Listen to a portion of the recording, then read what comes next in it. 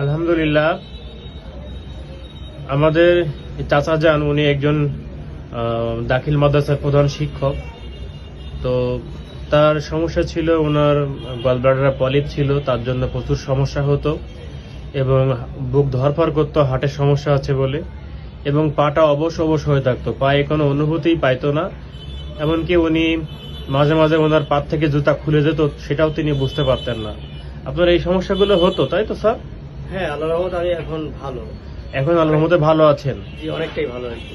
এখন আপনার পায়ের কি অবস্থা? পা তো এখন ভালোই মনে হয় আর কি। এখন পায়ে অনুভূতি ফিরে জি, পেয়েছেন? জি। আগে কি হতো পায়ে? ওই পায়ের তালুতে কেমন যেন পা ভারী ভারী মনে হতো, অবশ্য মনে হতো। আচ্ছা, প্রবলেম নাই আর কি এখন। এখন আর ওই রকম হয় না। আর যে বুকটা যে ধরপড় করতো সেটাও আল্লাহর রহমতে কম আছে, এটা নাই আর কি। এখন আল্লাহর রহমতে নাই। এবং আল্লাহর কাছে দোয়া করি আপনি পরিপূর্ণ সুস্থ হয়ে উঠুন। এবং গলব্লাডার পলিপ ছিল আপনার, তাই তো?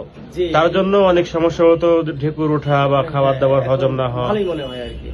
যাই হোক, ওনাকে টোটালিটি অফ সিমটম মিলিয়ে ওনাকে সিলেকশন করা হয়েছিল ক্যালকেরিয়া ওস্টিয়েরাম, এবং তারই অমৃততুল্য ক্রিয়ায় উনি আল্লাহর রহমতে ভালো আছেন, উনি অনেক সুস্থ আছেন, সেটাই দেখাচ্ছি।